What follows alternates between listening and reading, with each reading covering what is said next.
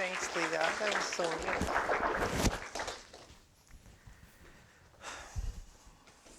Never had an introduction like that.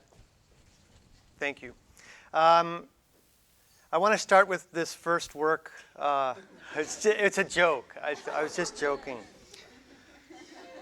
Sorry.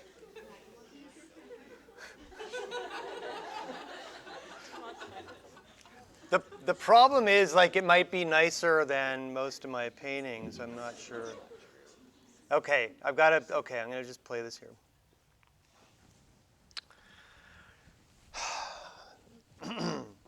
So I'm going to give you a talk, which I've given a couple times, but before I begin it, I felt like I wanted to throw in some work that I did quite a long time ago, and I don't exactly know why.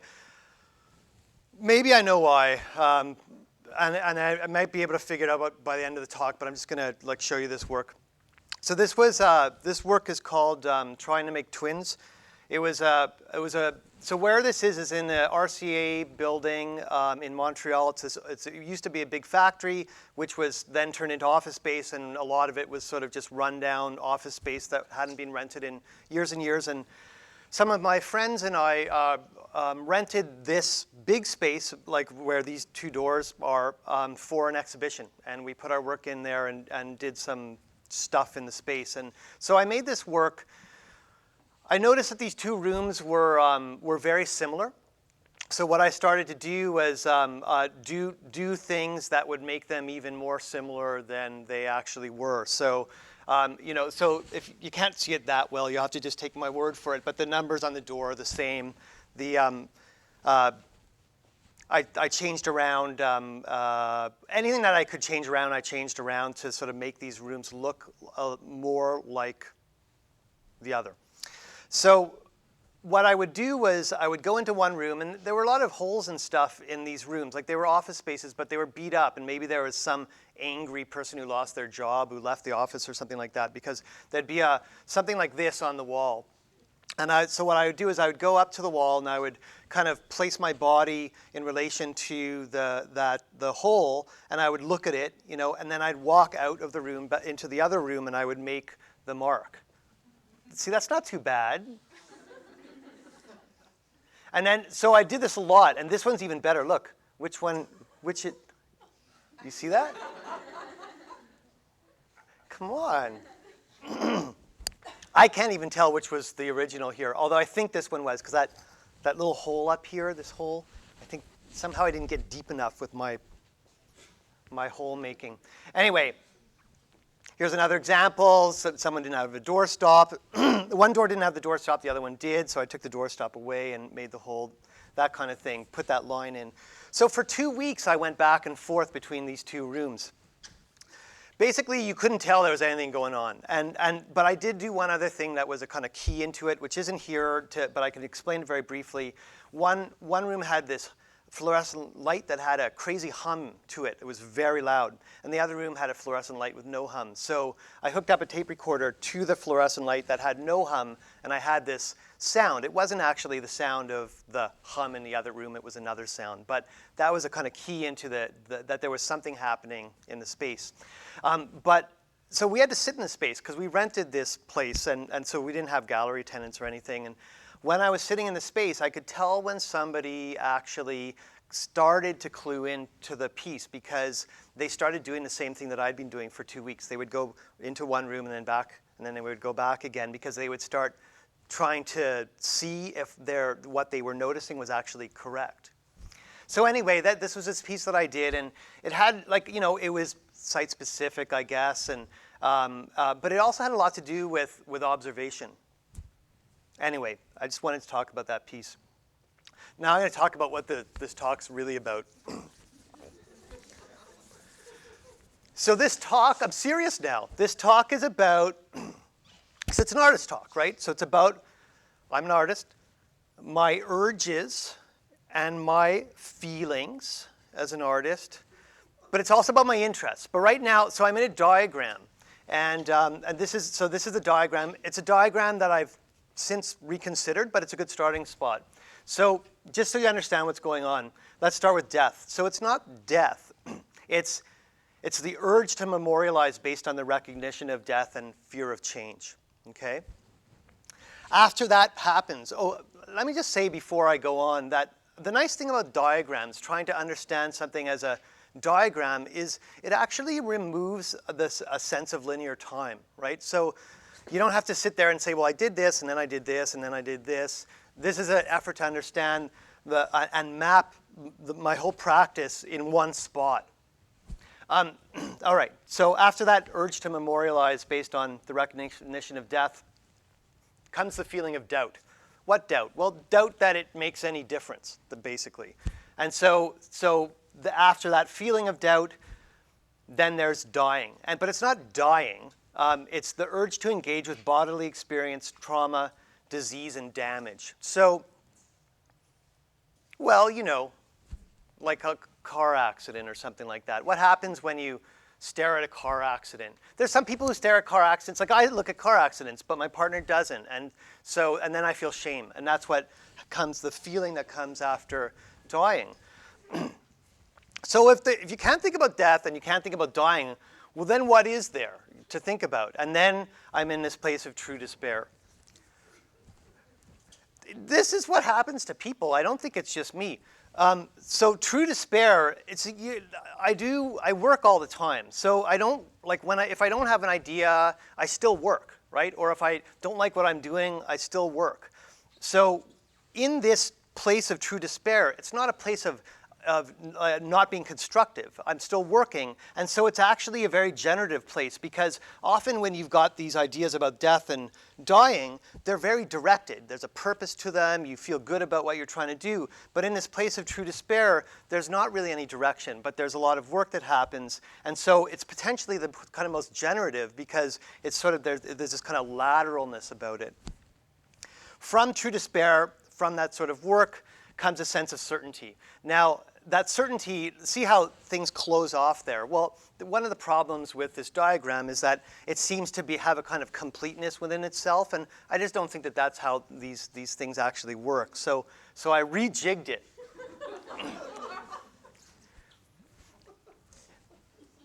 Don't worry, we're going to get through it. It's going to be all right. So this rejigging involves not only my urges and my feelings, but also my interests, because I felt that some of my things that I could categorize as interests weren't part of that last diagram, and also I haven't allowed the circle to close at this point. There still is this implication of an upward spiral that I feel slightly uncomfortable about, but when I turned it horizontally, it didn't make very much sense to me. So I just want to point out for now my interests. I tried to categorize them in three ways. One has to do with the portrait, the other one has to do with process, and the third has to do with representation.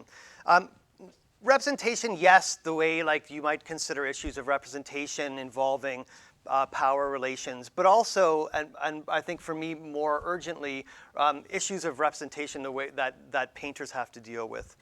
And then I've got that word narrative up there, and that's not really connected to any part of the diagram, but it just sort of hovers over and falls on everything like snow. So there's that, like, through all of the my interests and urges, there's this continual sort of engagement with narrative. So now the other thing I did on this diagram was I placed work on the diagram, right? Because if you can't place the work on the diagram, then what's the diagram for? So I'm about to talk about necessary man, which is right here, and it has to do with the portrait in terms of interest, and then and death, or the urge to memorialize. So here you're looking at an installation shot of, it doesn't look like much, it's true. They're paintings that are basically about as big as they could be to fit in the architecturally defined spaces of this gallery, which is Gallery 2 in Anna Leonowens at NASCAD. So this was my thesis exhibition. So these are fairly big. They're 10 by 30 feet, these two paintings, and then there's a 10 by 18 foot, a 10 by 15, and a 10 by 13 foot painting. So when you walk into the gallery, I wanted these things to be objects. I felt like if they didn't have a sense of the painted object, that they would be removed to a degree that I was uncomfortable with from considering what I was doing within a kind of tradition of painting. But I was also wanting there to be a sense of a kind of continuous gray space when you entered the gallery. And indeed, the gray that's on those paintings is mixed from a paint chip from the floor. So I was actually trying to bring that gray floor paint up into the actual paintings themselves. I mean, it doesn't look exactly like the gray of the floor, but that's where that color comes from. So what this exhibition was about was it came out of an experience that I had in Montreal as a home care worker. And I could go on and on about this experience, but I don't really have the time to do that without killing you. So I'm going to try to make it a little bit briefer. But I do want to say just at this point that please feel free to, if you have a question, just to ask the question. I don't have a script, so you're not going to throw me off. And you might forget if you wait till the end. So questions are welcome. So as a home care worker, I did a lot of things. But one thing that I would do is I would go and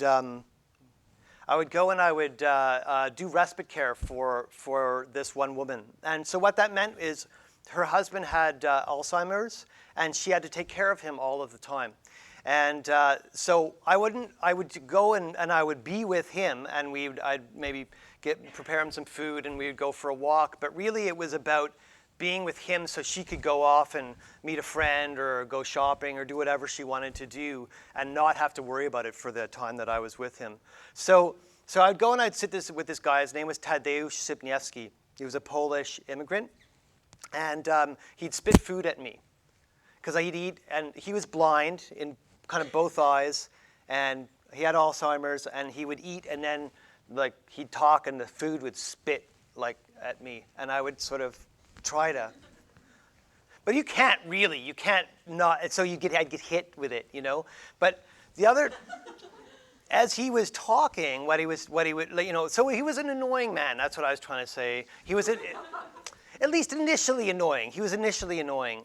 But what he would do is, because he had Alzheimer's and because he couldn't remember what he had said to me literally 10 minutes before, he would repeat the same stories over and over again. So, after maybe a month of hearing this and wanting to slit my wrists, I finally started listening to the stories.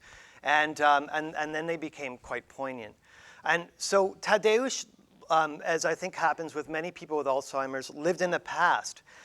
So the memories that he had from a long time ago, he probably thought about them the most, right? Through his life, he thought these memories kept coming back over and over again, but would get sort of, I'm thinking of the way the brain sort of disintegrates with Alzheimer's, right? So what happens is the oldest, most solid memories are the ones to go last. And so I was kind of thinking of these things as memories as having just a much more dense neurons associated with them than some other memories. So anyway, he would tell me this story that happened to him between from the beginning of the Second World War to its end. And it began like this. He was a reporter, and he was writing about the Germans in Poland at the time. And he pissed some of the Germans off. I mean, the war hadn't broken out yet, but he was actually arrested by German soldiers, put into a room, stripped. They said they were going to kill him, but the local Polish authorities at the time knew that he'd been taken. So they said to the German soldiers, "Let him go, or we're going to arrest every German soldier in Gdansk," which is the town where he was. So the Germans let him go. But he knew that he wasn't safe, and he had a wife, and he knew that if he wasn't safe, she wasn't safe, so he left. And his wife was pregnant at the time. So he left his wife in Poland, and he didn't see her again until the end of the war, for 6 years. And so when he finally met his daughter, she was 5 years old. And so the stories are about what happened to him during that time, but also about being reunited with his wife and his daughter. And I've got to say, I think one of the important parts of this story for me is what is it? What's the important part? Completely lost my train of thought. Is that I was trying not to be metaphorical at all. I mean, to a certain degree, like the scale was metaphorical, the color was metaphorical, the way that things were painted had a kind of metaphorical quality to it, but the depiction of the events were as absolutely straightforward as I could possibly make them. I wasn't trying to change them at all, but because they were because Tadeusz's memories were so fractured, I could barely make sense of them. So I did my very best to present them the best way that I could, without trying to alter them or bring something sort of artistic to the telling of these particular stories. So there was also a long text that went along with this series. So what happened when you were in a space was that modeling that you see, that was at some points the contrast to that modeling was stronger than the actual images. So the images would disappear in raking light and only appear as you sort of moved along the paintings. So you sort of had to find these vignettes as you were moving through the paintings. And this is just to give you a sort of feel for.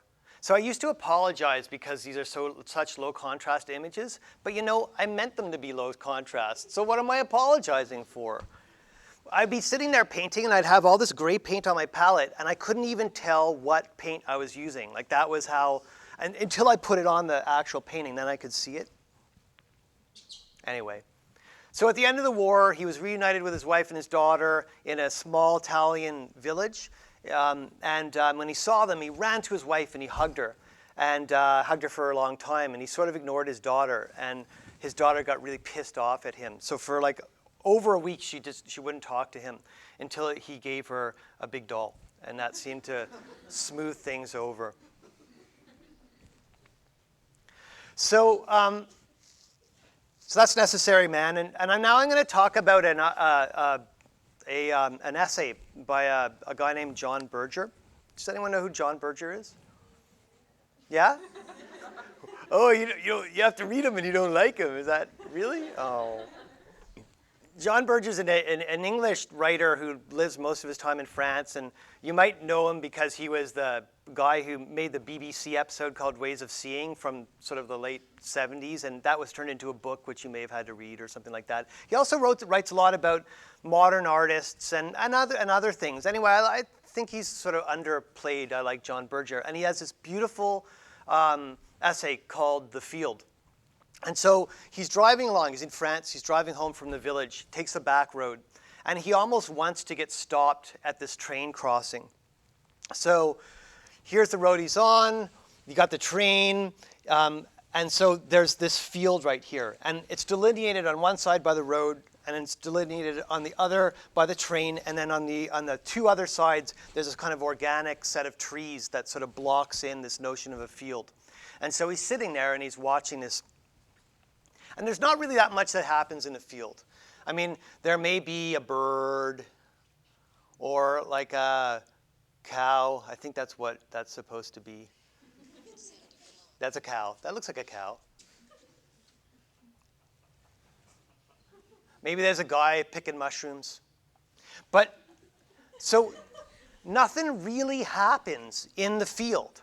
And that's the important part. Like nothing is going to make him get out of his car and run into the field, and nothing is going to make him want to get away from the field. So what you're not going to see is, well, you might see that. But you're not going to see a flying saucer come down and suck up the cow. But you might see a tree. There might be a tree there. And so he talks about this essay not being about painting. He actually says in this essay that this isn't about painting. But I don't really believe him, or maybe I don't want to believe him, because I think, like for me, this idea of the field has two important aspects to it. One has to do with painting. So on one hand, we think about painting in two ways. We think, like when we think about older painting, we think about the idea of a window that we look through, right? Everything happens on the other side of that window. And then on the other hand, in a sort of modernist way, we think of the painting as a surface. And that surface either has something done to it or it's an object that has some kind of an effect on us. So this idea of a field, like those two things are generally speaking, they don't include one another. Modernism was an effort to discard much of earlier kinds of painting, right? But this idea of a field, I feel like there's a potential within the idea that it proposes some kind of third position between those two ideas about painting. That's one reason why I think it's sort of an important essay. The other is that it points to a kind of subject matter that, at least with Necessary Man and with the next series of work I'm going to show you, was very important. It's subject matter that, I mean, I didn't even want to listen to Tadeusz when he was talking at me and spitting food at me. But only after a while did it occur to me that it might actually be important. And so I think that I became, at least at this point, very interested in the kind of things that happen around me that you might not notice right off the bat. So we're still in that first very low part of the dot. We'll get up there though. It'll be all right. I've got a clock. So I can watch my time. So this is the Sobey Business School at St. Mary's University. And I won't get into it, but I was asked to do a site-specific painting, whatever that is. I didn't even know what it was, but I was asked to do it at St. Mary's, and so I did. I thought, okay, I'm going to do a site-specific painting there. At the time, do you see that? Do you see the dog there? So there's the dog peeing. He's got the leg up. So at the time that I was asked to do this painting, this was a permanent installation that was going up in St. Mary's, and literally like a month before, Highway, who was the dog that I grew up with. So my parents had a dog when I was young, and then, they have a dog now, but Highway was the dog where, I was old enough to know him when we got him, and I grew up with him. So he was kind of felt like my dog, and he just died, and I thought, okay, well, here's this, it's a permanent installation. I can do something to memorialize Highway forever, or until they, decide to take it down. So I did all these drawings of Highway walking around the university. Like Highway is sniffing over there, he's peeing over there, he's running over there, he's taking a dump. And I did all these drawings with locations in mind, and I met with the director of the gallery at the time, and he said, it's a really nice idea, Matthew, but the Huskies is the name of the football team, the St. Mary's football team, and the administration is not going to stand for another dog peeing on the Huskies. This is what he's like. He said he just couldn't sell the idea to the so now, I was annoyed because yes, it's a problem, but you didn't try to sell it. You're just telling me I've got to come up with something else because you don't want to go to the administration and say, look, I really think it's a great idea to have this dog pooping.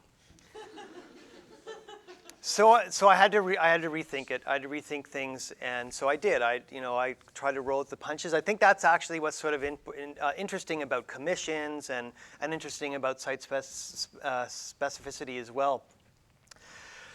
So I found the Burke-Goffney Observatory, which is up there. It's on the top of the Loyola Residence Building at St. Mary's University. And it's, as far as I know, the only observatory in Atlantic Canada.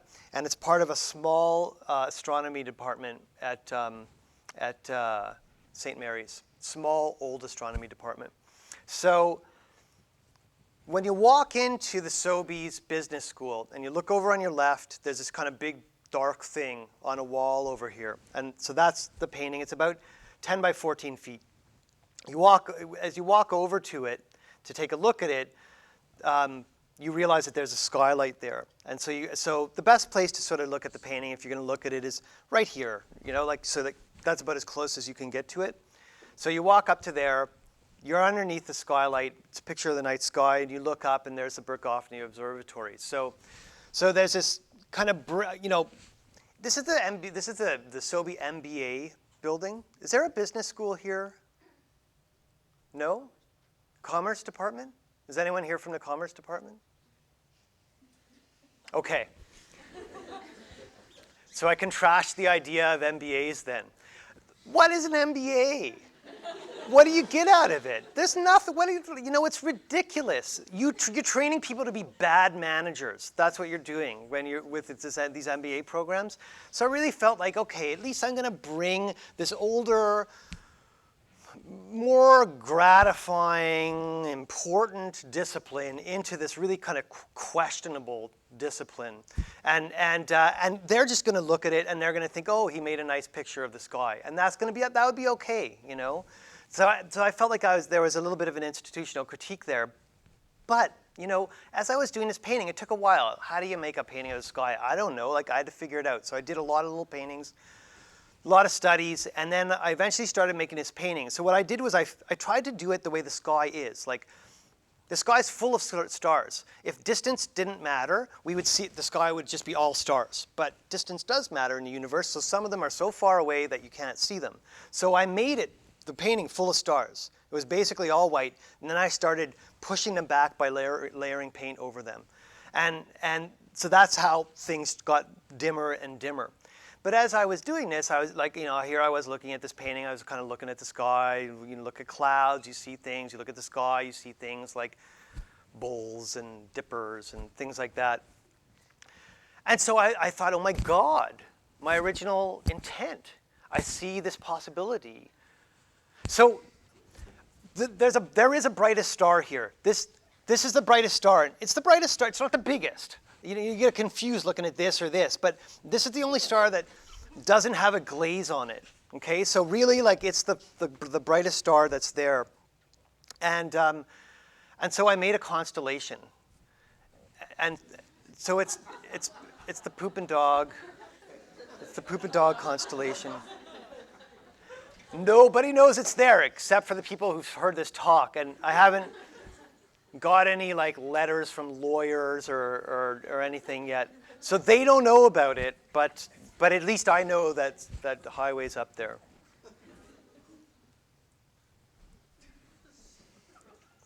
So here's we're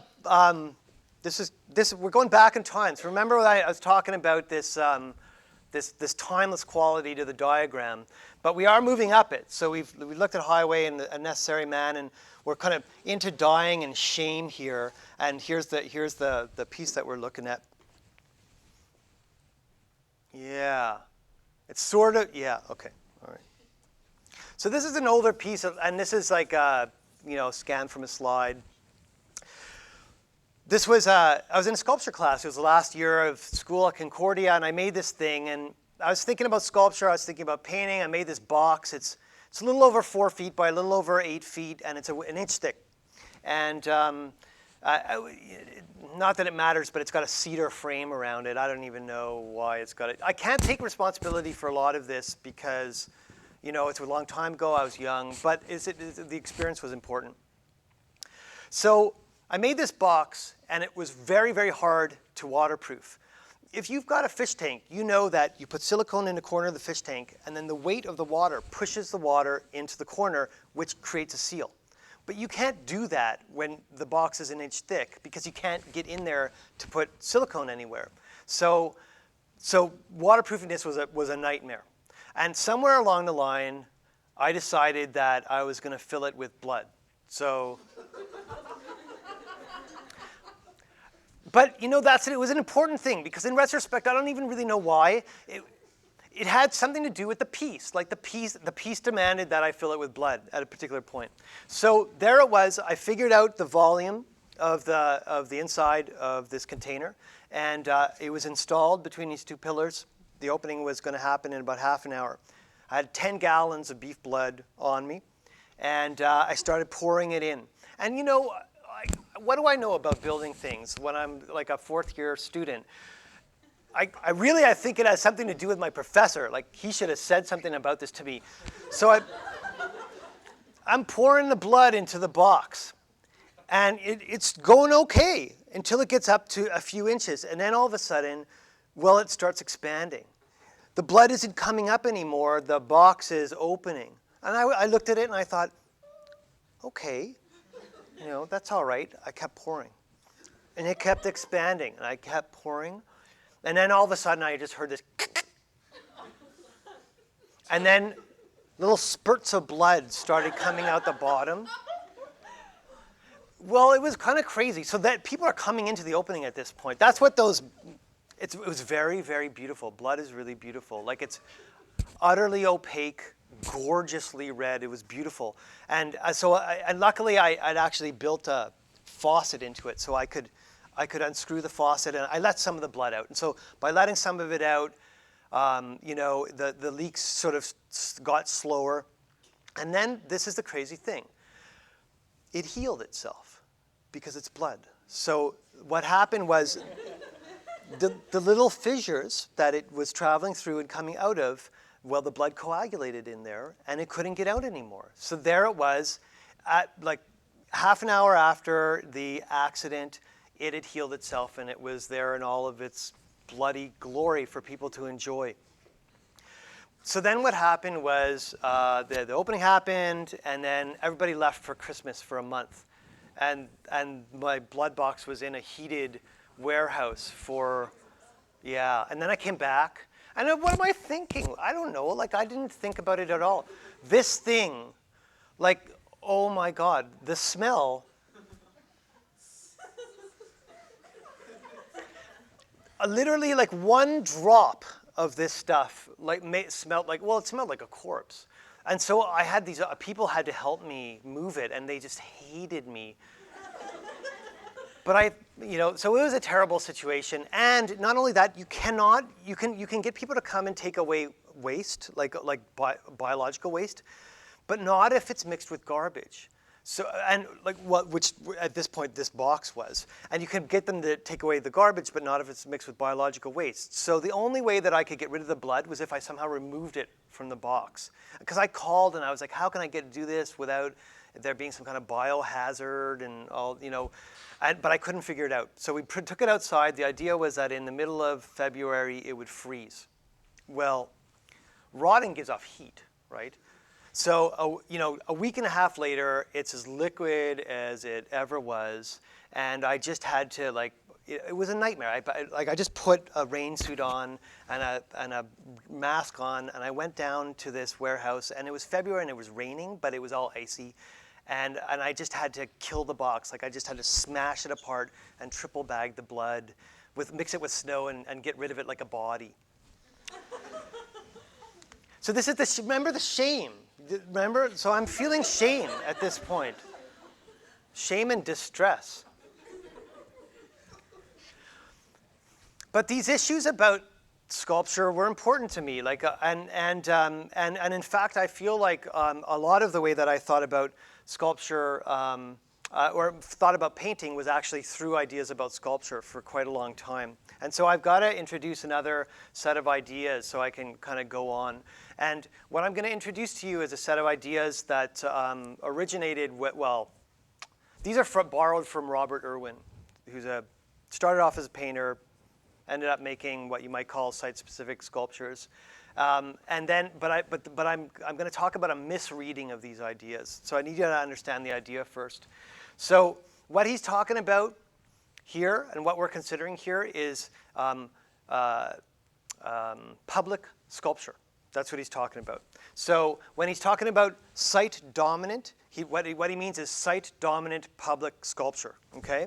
So a site-dominant public sculpture is a sculpture where the art object either rises out of or is the occasion for its ordinary circumstances. These works of art are understood and evaluated by referencing their content, purpose, techniques, and skills. And Henry Moore is a good example of it. So looking at this Henry Moore, if you took this Henry Moore sculpture up in front of probably the bank, where is it? Delta City Hall Plaza. Well, in front of City Hall and put it where they were next to some other big building, it wouldn't change very much. It wouldn't really change the meaning of that plaza, and the sculpture itself, the meaning wouldn't change. Another kind of public art would be site adjusted. And here, considerations given to the adjustments of scale, appropriateness, and placement. But the work of art is still either made or conceived in the studio and transported to or assembled on the site. There's an emphasis on referencing the oeuvre of the individual artist. And here, Marc de Souvreau is an example. So Marc de Souvreau is one of the first big male American artists who made big I-beam sculpture. And so here for the Hirshhorn Museum, it's obvious that he considered where this sculpture was going to be. It's contained really clearly by the concrete on all sides of it. So he's thinking about where it's going to go, but he's still making it in his studio. It still looks like a de Souvreau.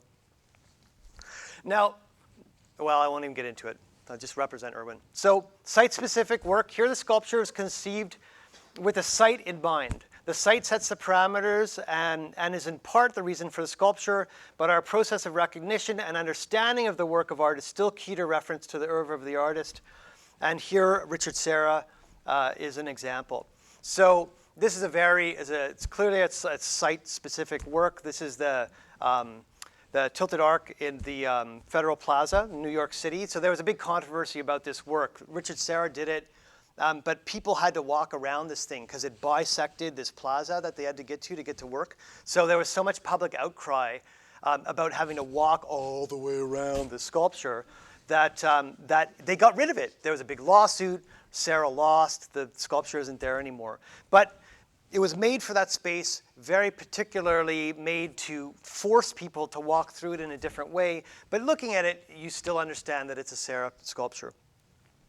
So when Irwin talks about site-conditioned or site-determined work, here the sculptural response draws all of its cues or reasons for being from its surroundings. This requires a process to begin with an intimate hands-on reading of the site. This means sitting, watching, and walking through the site, the surrounding area, the city at large, or the countryside. Every conceivable aspect of the site becomes open to consideration. This position breaks with the conventions of historical lineage or of the artist implicit in the other three categories. So basically what this means is if you go and you do this the way that Irwin is thinking about it, you might make a work for, I don't know, the waterfowl park. And then you go and you make a work for, somewhere near the train station. Those two works will probably not be identifiable as both as your work. The work will look so different one from the other that the identity of the artist kind of disappears. So here's the misreading. See, isn't that a powerful idea? That's a very powerful idea to me. But I'm making paintings, for crying out loud. So you got it. So here's this misreading, and the idea of misreading is, well, let's not talk about that. Anyway, here it is. A specific narrative replaces a specific site as motivation for decisions. There's a similar effort to explore the narrative, but I'm consciously working within an understanding of painting as a discipline. Every conceivable aspect of the narrative becomes open for consideration. So the beginning of my thoughts about this idea were with that Necessary Man piece. And they actually continued with the next body of work that I'm going to show you, which is called Romanian Debacle. So remember, we're at process and dying on that chart. Okay. So I was trying to think about what I was going to say tonight at home, or at Leah's home. And when I got to this, I was feeling like a blathering idiot. So I'm going to try to figure out exactly how to get through this pretty quickly. There's 68 paintings in this exhibition. There's 8 large paintings, and there's 60 small paintings. And this was an effort to recreate a group show. Okay, it was an effort to recreate a group show that happened, or actually that didn't happen, at St. Mary's University. I have a lot of work that's about St. Mary's. Anyway, the show was supposed to happen. It didn't happen in 1979. The show was an exhibition called 8 Contemporary Romanian Painters. And when I got that commission, and then later on I got a job at St. Mary's. So I was in charge of their catalogs. And so there I was in a back room. I was looking through all the catalogs, kind of counting them. I came across this one. that said 8 contemporary Romanian painters.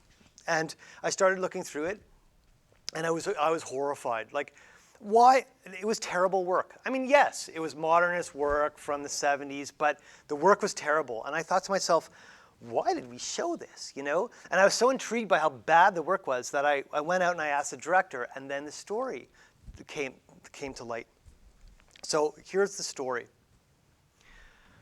The paintings came from Romania on a plane. And they got to Halifax, and this is true. But this isn't, it's not a photograph, but they came off the plane and they sat on the tarmac for 6 days. And well, so what happens in the Maritimes? Well, it rains, right? So it rained literally for about 6 days on these crates, which were obviously not watertight crates. What's the next? Oh, yeah. Here's the Air Canada employee who left the crates out on the tarmac. What an idiot. Here's the inclement weather that's coming. This is the rain starting to hit the asphalt. This is a view from inside the crate. So if you were a painting in the crate and the water was beginning to come up, you're like, what's going on? Then this is the fungus that begins to grow. This is more of the fungus. And this is the assistant curator who's he just closes his eyes because he doesn't know what to do. Like, what do I do? Like that, you know, when you're just so distressed. The director, making calls, getting things done. This is the head conservator from the Canadian Conservation Institute, and he was on vacation at the time.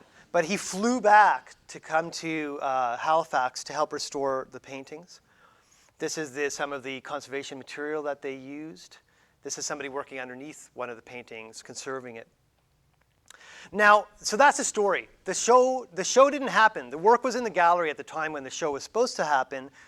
People could come in and see it, but it was out flat on tables drying and actually being repainted. The guy who's now working at St. Mary's, I can't remember his name. Harry Ham. Harry Ham, who's now working at St. Mary's, he was the one who helped the conservator from the Canadian Conservation Institute repaint some of these paintings with watercolor. Anyway, so that's the story. It's a kind of a horrifying story. It's a international kind of issue sort of thing, but nothing really happened, right? The paintings were restored. They didn't get shown. Never in all of my research, because I did a bunch of research about it. There was a Arts Atlantic article about it. Leighton Davis, who was the director at the time, told me about it as much as he possibly could. Never did anybody ever mention the artists. So in the catalog, there's a page with the artist's name on it, and their biographical information, and a picture of their work, and then, no, that's not how it worked. Biographical information, picture of them, and then on the other side is a picture of their work. None of these artists ever came up. Like, it's not like, well, Sever Frentiu was really pissed off when he heard about his painting being damaged. Like, it just didn't come up. So the artists weren't informed. And I began to think about that. I began to think, okay, about the artists. Like, they didn't get told about it. I think their work sucks. Maybe when I'm older, people are going to look at my work and think it sucks. I felt a lot of sympathy towards them. And so within the kind of this, so remember, there's 68 paintings. That's how many paintings were in this show that was supposed to be held, and it was a group show. So I wanted there to, when you walked into this gallery, I wanted there to be this kind of proliferation of styles that would relate to a bunch of people making work. And so when I did these larger portraits of the artists, I started trying to, well, actually, those are pretty similar, all of them, aren't they? Well, let's get to the next one. So the next, they started getting a little bit different. And because I was trying to put different personalities or different styles into the paintings. But of course, you know, some of you might recognize Hockney's big splash here. And the other thing that I was trying to think about was why I didn't know any of these artists. I mean, they were modernist artists. They were interested in some of the same things that modernist painters were interested that I was aware of. how come I didn't know any of them? So I started trying to play them off as some of the people that are part of what I considered my canon at the time. I'm not going to talk about that anymore. I'm just going to go on because I've got to keep going. But Jackson Pollock. But he'd be turning in his grave. But here's a close-up of it. It really was built up with drips. You can't. Chuck Close, those tiny little marks. But all of this, most of this work is done with encaustic. And so I also was sort of thinking like, well, if the paintings had been wax, they maybe would have survived a little bit better, like the water. This effort was to really make the decisions, as many decisions as I possibly could, about how I was going to paint these things, what I was going to paint, the number I was going to paint from the story that I'd gathered about it. And one more sort of interesting aspect of it was, I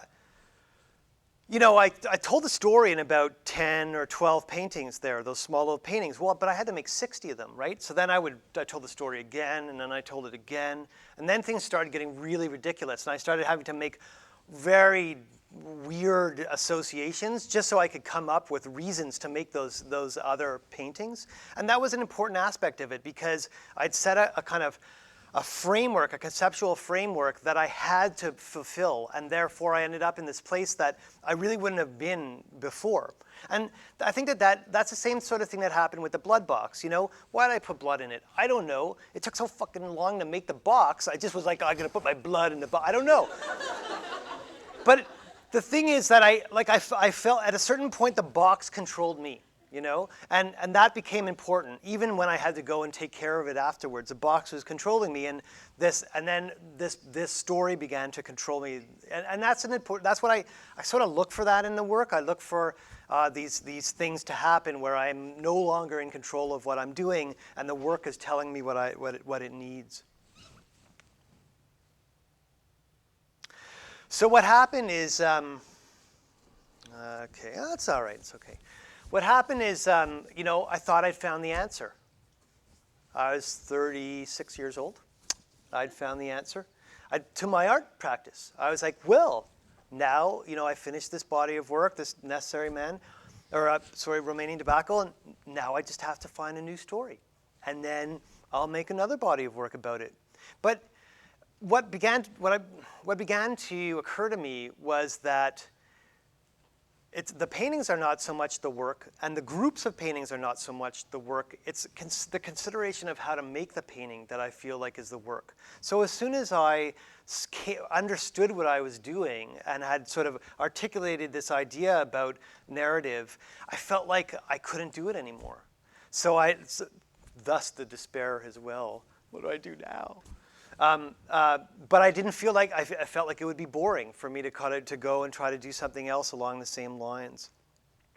So I just started making stuff. So representation. So we're up here now. See, we went through the dying and the death, and we're up here, and we're somewhere around here at the moment. So I did these drawings. These drawings were small drawings. They're like 8 by 10. They were for, Eye Level had this fundraising idea. They asked 20 artists to make 25 drawings, and then they made these box sets so that each box set had 20 drawings in it, and they made like 25 box sets. And it was a very successful fundraiser, and it was nice that they asked me to do it, and I made these drawings. So I made about 25 of these. What they are is they're still lifes. Like I would take toys, and I would set them up. The computer tells me what time it is so that I can feel stress in my life. So I would take these toys and I would set them up, and I would draw them. And the backgrounds would come from other sources, like pictures of smoke or fires or things like that. But basically, they were these still lifes. And so what would happen with them is I would take these toys and I would start playing with them. And all of a sudden, I found that I was playing with toys. It was really nice. Like I hadn't played with toys in a long time, and I was role playing. So, when you're young, you're like, oh, I'm flying through the air. But what was happening with me when I was playing with these toys was I was sort of reliving various board meetings and administrative committee meetings that I'd been in. I'm serious. And so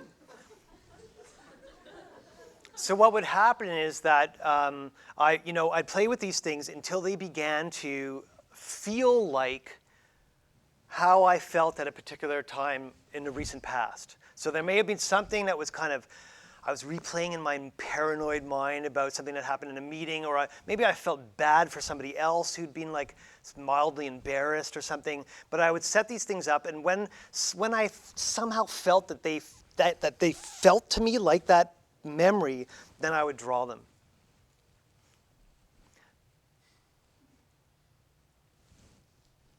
So I did a number of them. And I guess it's important that I did mention that those backgrounds would come from images, right? So I would actually go to Google, and I would like punch in like explosion or fog or something like that, and I would get some image, and I would lay a background down, and then I would just go into my studio and and do the drawing.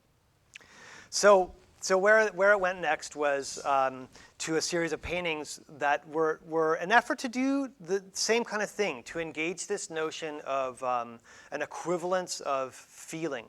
But at this point because I set them up and I did some paintings from the still lifes, but they didn't work like the drawings. And I feel bad saying that because I think it's a failure somehow on my part. But I ended up actually, rather than keeping on working with the toys, going to the internet and just I would sit there and look at image after image after image, and then eventually some idea for some kind of collage would come to my mind, and do the same thing that the role playing was doing for me as I was working with the toys. So this was a bad job interview. They're not all as clear to me at this point as that one was. But there was another important aspect to the kind of images I was trying to find. I was trying to find images that didn't feel like snapshots. So I wasn't interested in if somebody was cropped. Like if there was half a figure or someone's head was cut off or something like that. Because what I was actually trying to do was find images that I could begin to try to use as like the way that paintings were constructed. What? Yeah. Okay.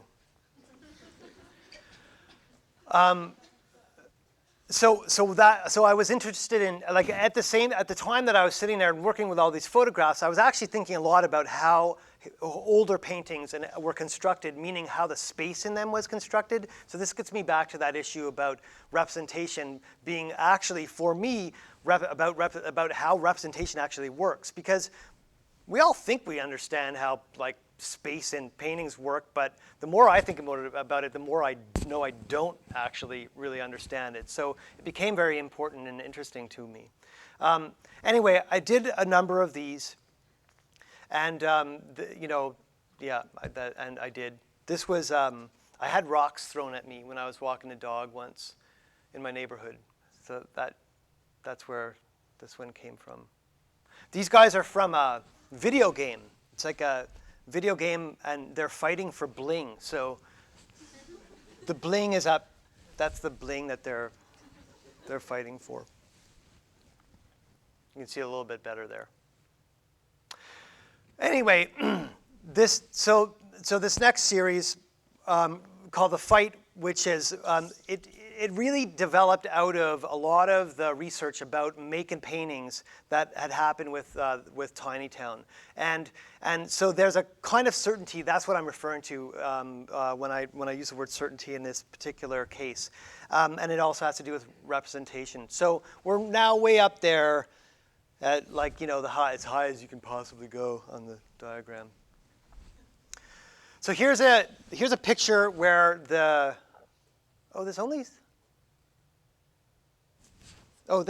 seven. I thought there was only six there. I was like, where'd the other painting go? They've been installed in a variety of ways. This is how they were installed when I was able to get this installation shot. And so that's them. And it's at the AGNS. And the lighting sucks at the AGNS, like at least for paintings. And so they look really dim here. But I assure you that I actually didn't I didn't, like they're much punchier when they have enough light on them. So this is like, I didn't punch up the contrast or the color saturation here. But you know, I've been interested in narrative all this time, and I've been trying to think about space and painting. And what I began to do here was allow for a sense of a narrative or a sense of time to exist in each of these single paintings. So rather, they're not actually different people fighting, they're the same person fighting in different spots on that scene. And they're fighting in different places in Halifax. So this was, and they're recognizable places. You might, you know, maybe you've seen them, maybe you haven't seen them. It doesn't really matter. Although it does matter for someone, if someone is living in Halifax. I wanted Halifax to be implicated in this somehow, because at the time when I made these paintings, I feel very naive talking about this series in this way, but there's a certain truth to it. A lot of my friends, one of whom is sitting in the audience, were somehow experienced violence in Halifax. And whether it was them personally or someone that they knew, there was a whole slew over maybe the course of a year of people getting mugged and beaten up. And it terrified me. And, you know, because I'd had those rocks thrown at me, and you know, I was feeling really unsafe in my own neighborhood, to the point where at one point, like, you know, I had a knife that I carried around on my belt. And what am I thinking? But I mean, that's where I was. You know, I was in this place where I was pretty scared about where I was and what was happening around me. But then I would go to the video store, and I would buy like movies about, like, with lots of violence in them, and I'd come home and watch them, and I was like, what's going on, you know? So I started doing this, and I was doing some research at the time. Like, I watched a lot of violent movies, and I also watched, have you ever seen those? You can buy a whole series of Ultimate Fighting. Have you ever? Don't. It's boring. You don't have to watch it. What I realized was it is really boring. There are these real fights. These guys get in a cage, and they go and they fight each other. But what happens is they just grapple each other for like 15 minutes and nothing much happens. And then you're sitting there watching it and you're getting bored. And then all of a sudden there's a split second of something pretty that happens. Like one of them might flip the other one, and then it's over, you know? But what happens in movies is that, like, it's all pretty. All the violence is choreographed. And so this is the naive realization that I came to, which was, like, for me at the time, was a true realization. I realize in retrospect that it's fairly clear. But what I started trying to do with these paintings is think of them, he's getting it in, is think of them as sort of choreographed dances of this sort of violence. So depending on how you feel about violence, sometimes, like, I mean, a lot of people laugh when they look at the paintings, and then some people get kind of upset about it. But there are these kind of cues in the work, like the dog. Like sometimes the dog is just looking bored. Well, that's an indication that actually this is kind of an act, and it's not a real violence happening, because the dog would be much more active if something violent was actually happening. Anyway, so they go from, you know, underneath the Mackay Bridge to the Citadel to, this is the parking lot of Electropolis, and there's the power generator in the background. And yeah, so if I was if I was a filmmaker making a movie, what this movie would have been like a feature-length fight with no narrative at all. That's what it would have been. Just two guys beating the shit out of each other for 2 hours, and then it would have ended. That's what I was trying for. But you know, this last painting, it does have some kind of end in it, because I look like, so this is me and my friend. We're beating each other up. He looks like he's about to, like, kill me, but I'm kind of pointing in that sort of Renaissance way up to this gun, which is shooting him in the background. So I actually think that I won in the end, even though it looks like I'm getting beat.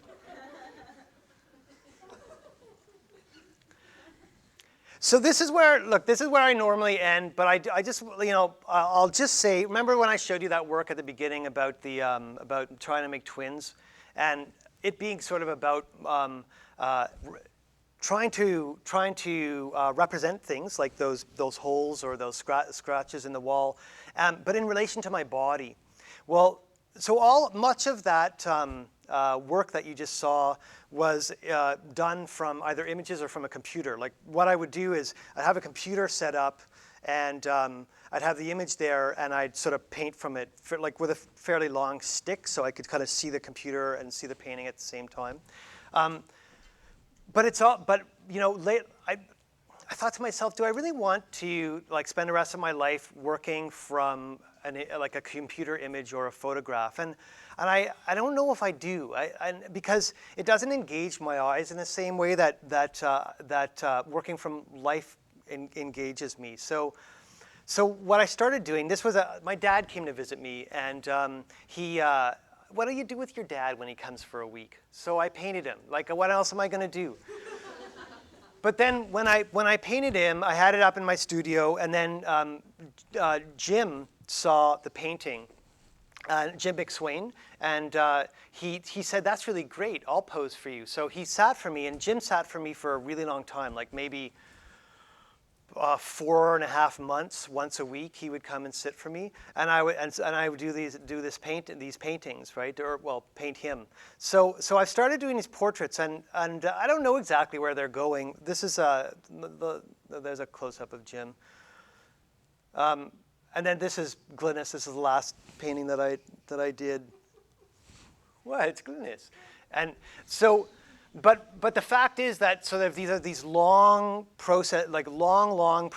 They take, like with Glynis, it was about 3.5 months, and there was about a 3-week period where we met over and over and over again. And not only am I interested in the fact that my eyes have to work in a very different way when I'm making these paintings than they do when I'm making paintings from photographs, but also there's this sort of contact that I have with these people, which has become quite a bit more meaningful to me. So I don't think I'm going to become a portrait painter solely, but I am sort of interested in this and wanted to share it. It doesn't really fit into the, I don't know.